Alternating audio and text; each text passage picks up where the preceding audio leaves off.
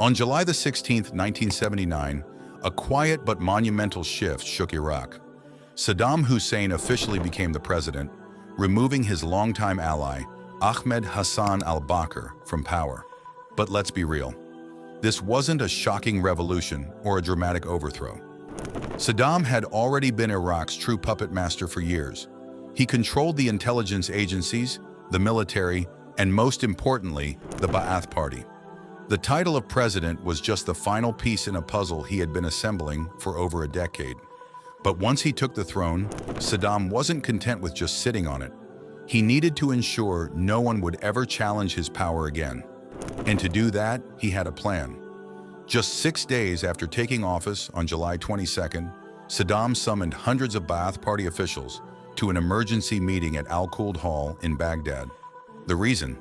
A so-called urgent party assembly, but in reality, it was a trap. One final performance to consolidate power.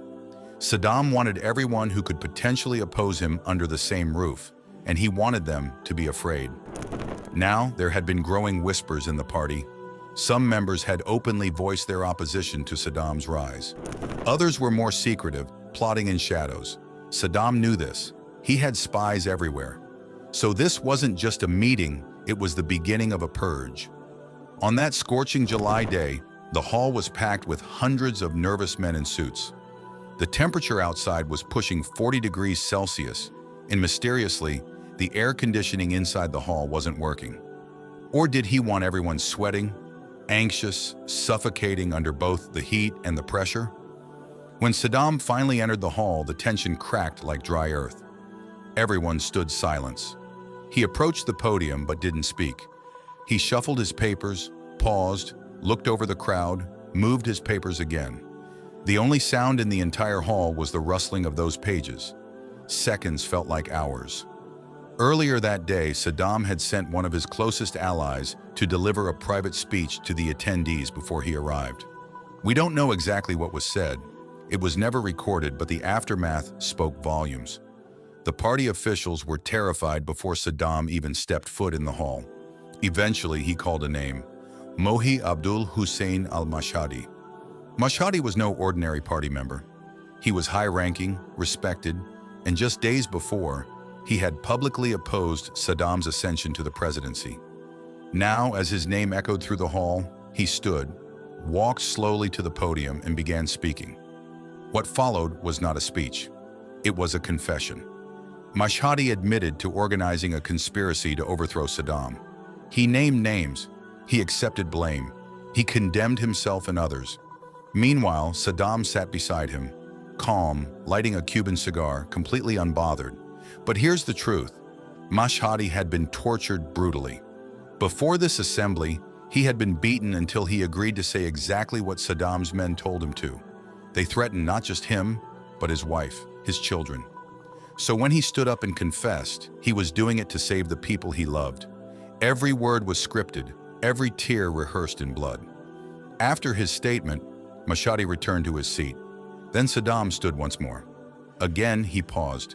He puffed on his cigar slowly, deliberately savoring the moment like a performance. Then he asked the crowd, "What should we do with the traitors?" Everyone knew there was only one answer: death. A thunderous applause followed, but it wasn't joy. It was fear, survival instinct. People clapped as if their lives depended on it, because they did. Then came the names. One by one, Saddam called out names of suspected conspirators.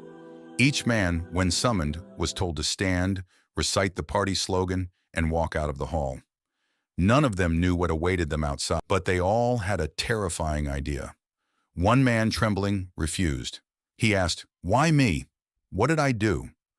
Saddam didn't flinch. He repeated coldly, "Say the slogan and walk out." The man didn't respond. He simply exited, his silence sealing his fate. In total, 68 names were called. After the last man left, Saddam turned to the remaining crowd, smiled, and thanked them for their loyalty. At that moment, many burst into tears. Some cried from relief, others from pure terror. Some clapped like they had just won the World Cup. Saddam himself wiped away a tear. But whether it was pride, grief, or victory, no one could tell. Now, what happened to the 68 men who walked out that day? They were immediately arrested and loaded into military trucks. The next day, a sham trial took place. Within hours, 22 of them were sentenced to death.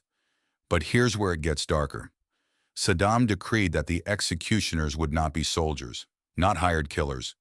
No, they would be the other 46 men who weren't sentenced. Imagine that.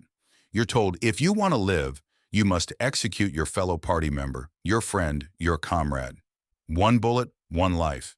If you hesitate, you're next. The executions happened in a courtyard behind the courtroom. Each condemned man stood opposite the man chosen to kill him. Most of the executioners had never fired a weapon in their lives. Their hands shook. Some missed several times before landing a fatal shot. As this horror unfolded, word spread across Baghdad. Crowds gathered near the execution yard, cheering Saddam's name. They believed the president was cleansing the nation of traitors. But this purge wasn't just about removing enemies. It was about sending a message. I am the state. I am the law. I am Iraq.